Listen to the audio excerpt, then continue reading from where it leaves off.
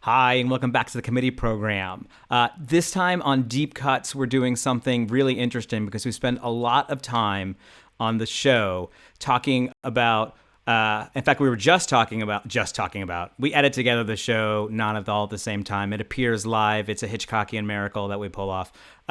Anyway, we were just talking before about how we are always on the show dealing with American neocolonialism and looking at coups in other countries and stuff.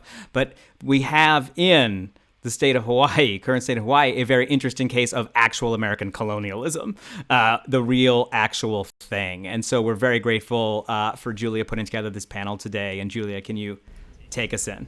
Yes, absolutely, Arun. Thank you. So today we have joining us Noelani Goodyear-Kaʻōpua, a Kanaka Maoli scholar and political science professor at Manoa. She's going to be speaking to us today about Hawaii, its language, history, traditions, and culture, as well as the struggle for sovereignty and the last few decades of activism around land rights and independence. She's also the editor, or one of the editors, of a fantastic and informative collection of essays about Hawaiian movements called A Nation Rising. Noelani, as I'm sure you know, many Americans are pretty ignorant about how Hawaii came to be incorporated into the U.S. So we wanted to first ask you to give us a little bit of background going back to the 20th century, 19th century. What happened with the Queen, and how did the U.S. come to be involved in the Pacific and in Hawaii? Aloha. Thank you so much for having me. And yeah, happy to share. In a nutshell, what happened in terms of the U.S. Occupation of Hawaii, which is ongoing to today, was really the joining of two forces. One was a white supremacist plantation elite here in Hawaii, some of whom were of American descent, but others were of European descent as well. And they were seeking ways to continue to grab land and to increase their profits. And at the same time, the American expansion into the Pacific and, the becoming of a really kind of global scale empire for the United States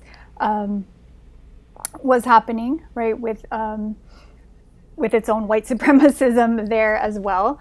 And those two forces really came together such that Hawaii was taken. The Queen Liliuokalani, who was the ruling monarch of Hawaii in 1893, when the U.S. Marines backed the plantation elite here in overthrowing her.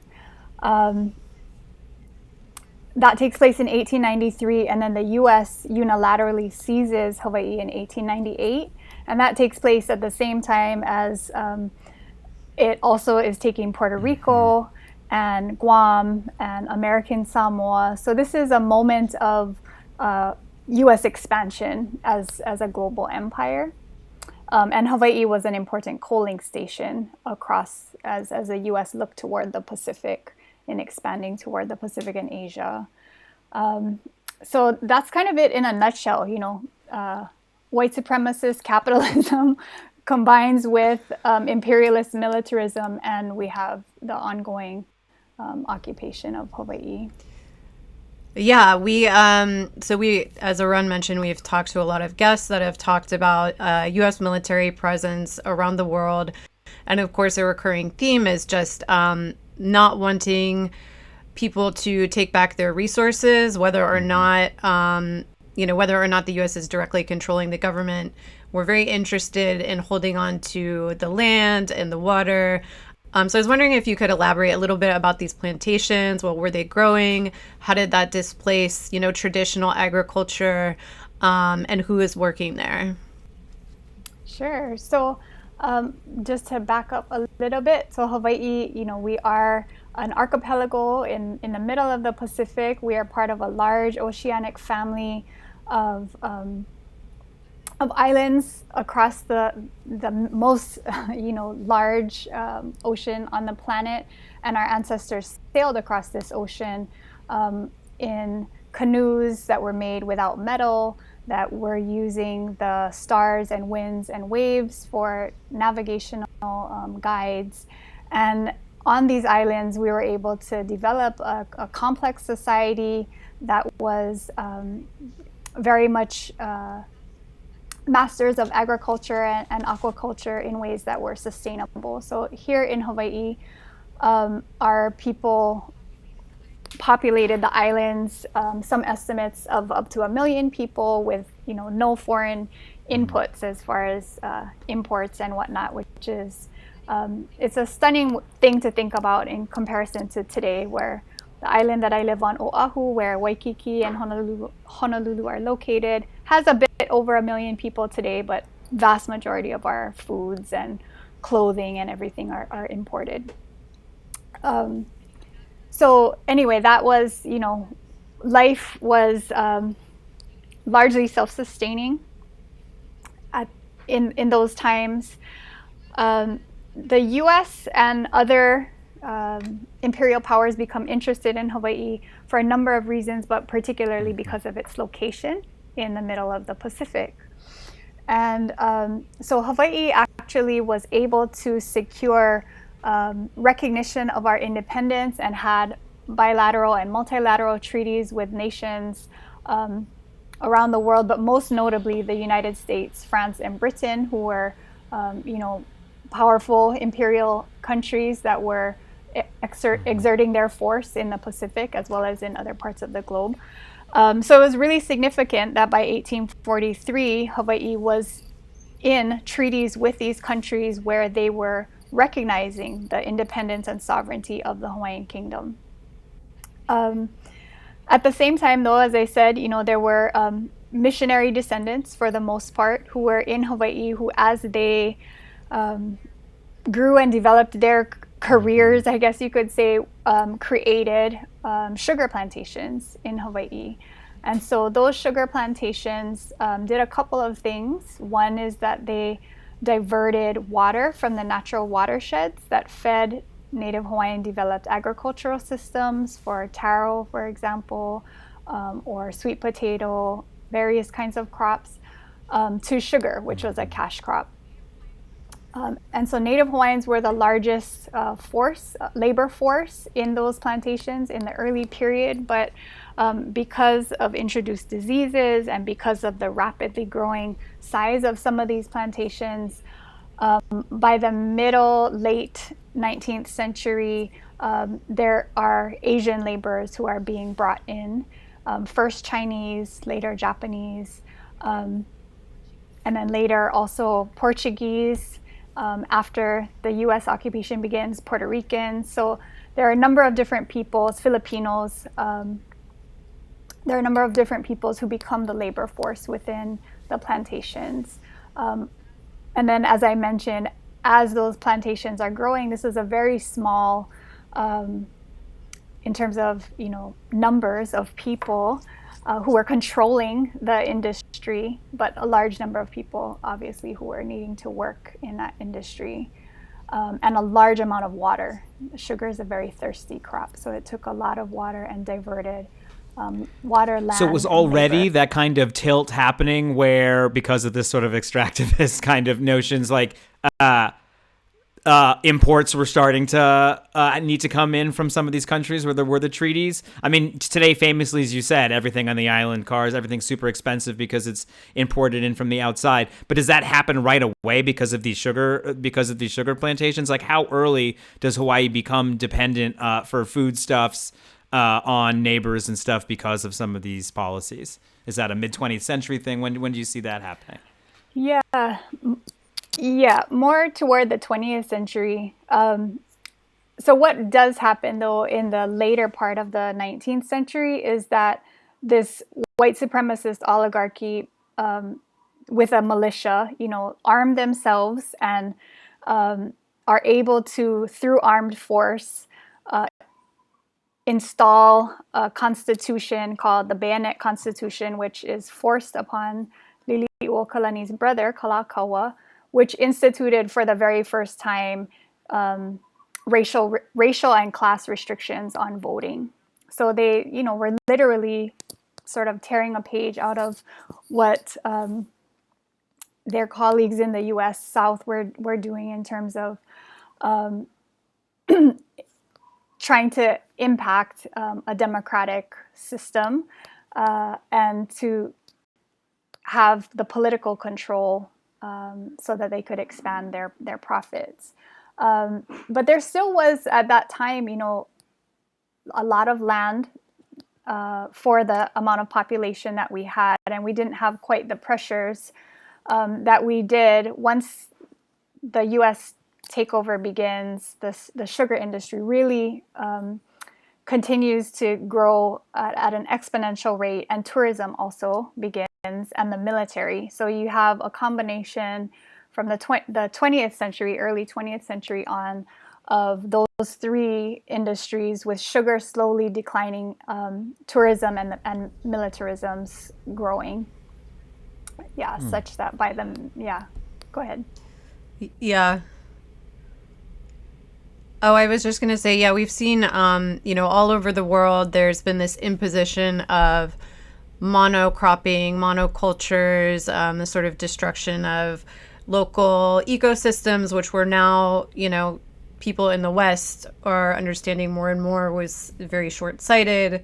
And it's also created these sort of, dependent states all over the world. When you sort of combine the agricultural policies that are imposed on people through colonialism or through the IMF, we know that structural adjustment all over the world has meant that people have to grow the crops that they can sell for the most money, which generally means, corn or wheat or sugar. It's like a few things. But ultimately, it means that there are no more thriving ecosystems where people can just sort of live off the land. So to dig in a little bit to the two things you were mentioning, I want to touch on both of them separately. But let's start with the military presence in Hawaii. So this is... Obviously, people know about Pearl Harbor. They, know the history of that day. But I don't know how much they're aware of, the very large presence of the military, the continued bombing on the islands that has been protested as part of many different movements over the years. So tell us a little bit about the anti-militarism and the presence of the U.S. military in Hawaii. This really gets us at the core of the issue, which is about land. And so if you think about the Hawaiian Kingdom representing roughly 4 million acres in the major islands, the 8 major islands that are part of the archipelago. Of those 4 million acres at the time when the U.S. took control of the islands in 1898, roughly half of them had been controlled by the Hawaiian Kingdom government and the Monarch. All of those lands were illegally seized, and a large share of them were taken out for military usage. And then in 1945, around World War II, a whole nother set of lands were additionally put into military usage for a number of things. Training, bases, R&R kinds of uses, such that the island that I live on, Oahu, roughly 25% of the land of this island is controlled by the U.S. Department of Defense for bases, for various testing facilities, and for, recreational activities for the military. So that's a huge amount, and I think if people were to think about like the state that they live in and imagine that 25% of the land of the state that they lived in were controlled by the U.S. military and were inaccessible to something the public, we're talking that would about. be, give you a sense of the scope. So the opposition has often been around the destruction of sacred sites, the use of lands, and the testing on them to make them either toxic or cracking of the water table, as well as, the problematic ways that Hawaii has then become this basing point for the launching of wars that are harmful for other lands and peoples. So there are a number of reasons why people have opposed militarization of Hawaiian lands over the years, but we're talking about the destruction of burial grounds with the island of Kaho'olawe. The entire island of Kaho'olawe had been used as a target, basically, for the U.S. Navy for several decades, and then became the site of modern Hawaiian resistance in the 1970s. That is sort of similar to the way Alcatraz was for the American Indian movement. It became this really important symbol, or vieques in Puerto Rico. And so people in the late 1970s actually went and occupied the island to put themselves in between bombs and the land, and to say that we're not going to allow the continued killing and desecration of this sacred place.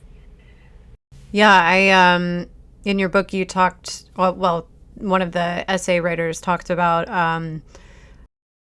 there were a couple of activists there that hadn't been evacuated off the island, and they did continue bombing, and there was a lot of shock in the community that they would keep doing that.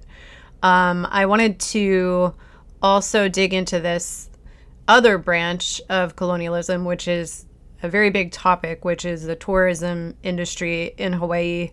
Right now we have seen it actually in the news a little bit because COVID is really bad in Hawaii, and we also have seen water shortages. And I think the water shortage that we see happening in Hawaii, and how regular, like, local people are being treated versus like resorts, it's a really good microcosm of the issues that we're running into as capitalism sort of hits this brick wall, where, a few weeks ago, I know they were sending out alerts in New York City that said, hey, everybody turn your air conditioners up. It's getting too hot. We're using too much energy. And people were posting, all the pictures of Times Square where, like the Gap has like a massive, store that's air conditioned, so it's individuals are expected to cut back, but things that are for profit, they're just supposed to have unlimited resources. And in practice, that means really harming people who live there. So,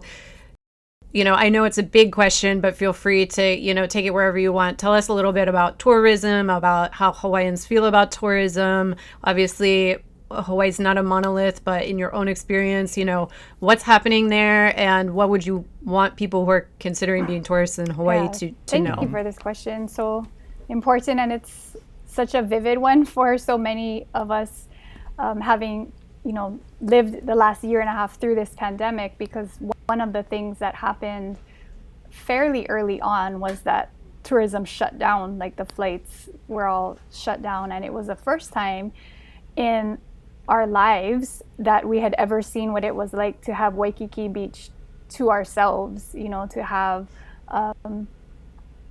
our mountain trails or various sites that have just become completely overrun by visitors, accessible to us once again, to see fish reproducing in the waters off of Waikiki again. It was just really an amazing time. And then when tourism reopened in October 2020, and immediately the next day, 22,000 tourists arrived. And now we're back up to the levels where we'll be hitting once again, 10 million tourists a year. It was really a re-traumatizing, I would have to say, to go back to the conditions. So just to go back, I think it's important to note that these two things, we think about them separately, but they're really tied, militarism and tourism. And there are people like Teresia Teawa and Bernadette Gonzalez who have written about militarism and the ways that in places like Hawaii or the Philippines, other islands within the Pacific, our homes serve this dual function of being both a siting of imperialist military bases and troops and testing, And at the same time, this function of being a paradise and a place of getaway, and that representation of Hawaii as a paradise, really kind of conceals and masks the violence of militarization and the deep presence of it here. So Hawaii was also interested to hear you say how much of the space is reserved for military recreation, right? Like actually specifically just for military recreation. I think it might be interesting to hear about exactly how extensive that is, because I'm not sure we're appreciating exactly what that even means. Yeah, so there are, places, for example, on this island where you can't go to the beaches there. The military base, the Marine Corps base, for example, at Kaneohe, which is near where I grew up, is completely off limits unless you are military or military dependent. Oh, okay. So there are great surfing breaks there, beautiful beaches, but you can only go there if you have a military ID. There are places in our islands that many local people have never been able to experience because of that.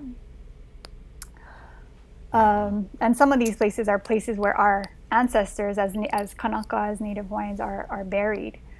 And it's a very similar situation in Guahan, in Guam. Actually, they have an even larger military presence in comparison with the amount of land and people that they have there.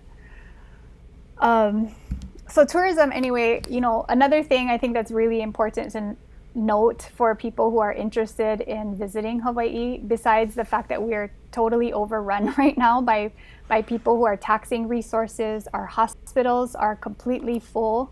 Last weekend, one of our hospitals declared a disaster because they've reached that point where COVID, the unvaccinated mostly, are filling the beds. So the inclusion of more tourists here is just not possible right now. In fact, the governor of Hawaii recently has discouraged people from coming at this particular moment.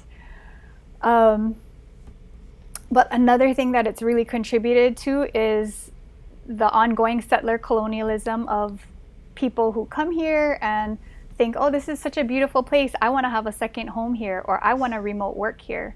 So during the pandemic, we've seen the average price of a single family home go from over in the high 800,000s at the beginning of the pandemic to over $1 million today. Wow. So just within that last year, and already 800,000 is a huge amount for any working family. This is a largely service-based economy here, so a lot of people work in the tourism industry as, clerks, as people who are cleaning the hotel rooms. Even if you have a professional job, it's very difficult to make a living here in Hawaii. So the speculative investment of property in Hawaii, of people who have bought and now have short-term rentals, Airbnb, massive problem. And even now problems with Turo, the rental car, kind of like Airbnb, but for cars. Even that's becoming a problem. Yeah. Like you take someone else's car. Yeah.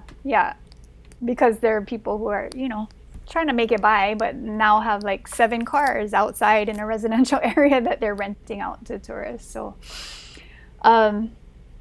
it's really increasing the income gap, the wealth gap, between the elites and your everyday working people in Hawaii. Right. Well, we've seen this everywhere, this acceleration of sort of wealth hoarding and resource hoarding. And in terms of addressing that in Hawaii, I mean, what kind of, limitations? Personally, I feel like on a piece of land that very clearly is such limited property or such limited area for people to share, I mean, to me, it makes sense and really everywhere, to me, it makes sense that there's some kind of limitation on the amount of individual property that someone can own. But what are your thoughts on, I guess my question would be two things. What are your thoughts about moving forward as activists trying to address these issues in Hawaii? What are your thoughts about working within the system, the legal system of the American government versus outside of the system, and the sort of protests and not just other the government, I would say the actions that have been two-party taking system, place right? over the Do last activists few find decades? political expression, in the sort of traditional democratic process that unfolds? Yeah, great questions. So I would say, Native Hawaiian movements and the movements that are not exclusive to Native Hawaiians, but the movements for sovereignty and independence are, centered and led by Kanaka, but really are inclusive of people of various ethnicities. Because the Hawaiian Kingdom, the independent Hawaiian Kingdom itself was multi-ethnic, multiracial kingdom and government that represented those people. So the movements, though, have taken, both strategies, multiple strategies. Have, kind of one of our movement leaders of my parents' generation, Skippy Owane, I remember him saying something like, when you're in a fight, you kick, bite, scratch, do whatever you can, win. That's what it's about. So our movements have taken both direct action strategies, like with the occupation of Kaho'olawe, like with the 2015 and 2019 blockades on Mauna Kea. And they have also taken the route of trying to use whatever possible avenues there are within the legal system. So it's a multi-pronged effort, but really always coming back to land, and in the way that so many indigenous movements are, right? About, it's kind of the hashtag land back. I mean, that's really what it's about. It's about being able to restore people to lands. So I would say, for folks who want to help and support, there are such a range of different kinds of movements. There are initiatives and organizations that are restoring fish ponds, the traditional forms of aquaculture and mariculture, to grow protein in a sustainable way, as our ancestors did. And lo'ikalo, the wetland taro field. So restoring our ancestral food systems. And if that's what you're into, support those kinds of things. And that in itself is incredibly political, because when we're able to feed ourselves, we're able to have more of the ability to dissent against those systems that, currently control a lot of the importing of the things that we need for basic life. Yeah. So that's really important. Cultural movements, the movements to restore language, Hawaiian language, and arts like hula, dancing and chanting, have been really important and have powerfully come together with land protection movements. So you saw this on Mauna Kea in 2019, where the Alahulukupuna, the road that accessed the Mauna Kea summit, was held for months. Largely led by hula masters, there are people of all kinds, but the ceremonies that took place every day, 3 times a day on the islands, were inclusive of hula and chant, and were led by these master teachers. So, many different ways to support, but those are just, a few things that come to mind. Yeah, I'm glad that you started to touch on these cultural traditions. It's really inspiring, I think, and beautiful to see the way that Hawaiians have continued to preserve this culture, this beautiful culture. And in the book, I think one of the things that was really noticeable was that all the writers continued to use Hawaiian language and words and really didn't baby the readers. They weren't like, this is what this means. A lot of times they sort of introduce the word and sort of have you figure it out through context. And we're very also clear that there's not, in a lot of cases, because this language is encoding so much culture, there's not a direct translation from the Hawaiian word to an English word because, it's encoding this cultural concept that maybe doesn't really exist in the Western world, which I thought was really interesting. But so tell us a little bit, about the Hawaiian language and also like these efforts to restore, teaching of the language in Hawaii. Yeah. So Hawaiian is part of the family of the Austronesian family of languages. Our language is very similar to islands in other parts of what is now called Polynesia, places like Tahiti or the Cook Islands, Aotearoa, New Zealand. All of our languages are very, very similar.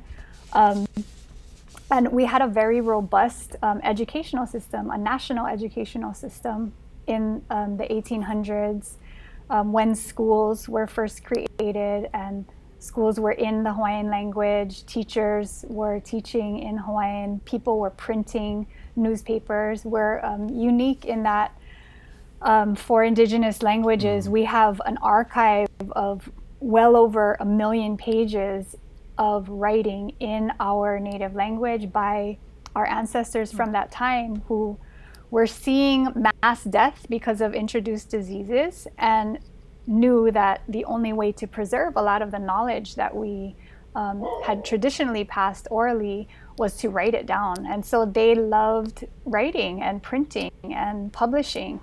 And I tell my students that it's kind of like, the way that social media just exploded for them. Newspapers was like social media, they just really loved writing in. So people would write in with chants that they had composed for the death of loved ones. They were translating, great epic stories from English into Hawaiian. They were writing our epic stories in Hawaiian and serializing those over time. So we have this really rich archive, which is amazing.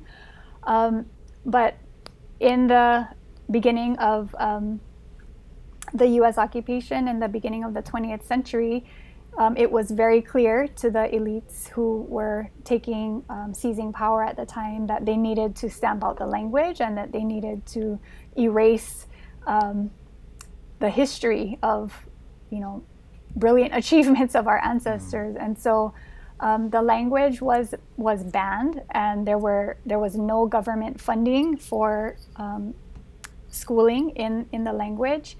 And so for a large part of the 20th century, Hawaiian went underground or was very, very marginalized. People were beaten for speaking the language to the point where in my parents' generation, they just weren't raised speaking it at all. And then as a part of that rebirth in the 1970s, around land movements, around the restoration of pride in cultural traditions and agricultural systems and all those things, the language obviously is a huge part of that. And so there was a push to make Hawaiian a language of the state of Hawaii. So it actually is now in the Hawaii state constitution that Hawaiian is an official language of the state. That's not to say that the state adequately supports Hawaiian in terms of its usage, but it is there, so we can always point to that. But really grassroots efforts to create preschools, to create K through 12 schools, to have to the point now where people are writing dissertations in Hawaiian, where music and television programs are being written in Hawaiian again. So that's been a massive part of our movement for sure. I think that that tendency toward violent suppression that we see in all of these, across all these indigenous cultures, from, language to dance to traditions, really speaks to the power that those things hold, because, it's almost strange how much of an interest the state takes in sort of crushing these cultural traditions, and really speaks to this need for this hegemonic control of the way people are thinking and behaving and talking and acting. So that's very interesting. Thank you. I did want to also ask you, let me know if this is out of your wheelhouse, but just a little bit about how Hawaiians are feeling about the climate crisis. I feel like this is really at the intersection also of colonialism and corporate-led development, and being in the Pacific, and also living on islands. It's like it's the whole situation. Living on islands. So, any thoughts on the climate crisis? Yeah. Well, we're very aware of it. I mean, although we're on high volcanic islands, so unlike our cousins in places like the Marshall Islands or other low-lying islands and atolls where the islands are already being consumed by the ocean, we're not as impacted by sea level rise, but we're certainly impacted by reef death and the rising temperature of the oceans. We're impacted by storms. We will probably become more and more a place of refuge for climate refugees in the Pacific who are, leaving their lower lying islands and atolls.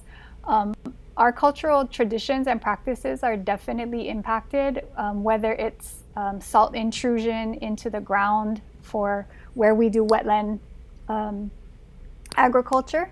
Historically, if it's much closer to the ocean, we're already getting saltwater intrusion into the water table, or whether it's the diseases that have impacted plants that are historically really culturally important for hula or for healing. We've had a major, issues with that. Yeah. And we're also having fires, just like everything's on else fire, across the globe, as our. Yeah. So we're certainly feeling it, and people are very concerned. And this ties directly back to tourism. We could completely go 100% green energy, renewable energy for our electric sources here. But unless we change jet travel, that is really the largest segment of our burning of fossil fuels here in Hawaii is for jet travel to the islands, to and from the islands. Okay, well, we're coming up on 45 minutes, so I just want to wrap us up with maybe another question around this land usage. I mean, we talked about the military owning a lot of land. We talked about tourists coming and buying up property. I also know that there's this big corporate presence in Hawaii with, Syngenta running these GE test fields in Maui.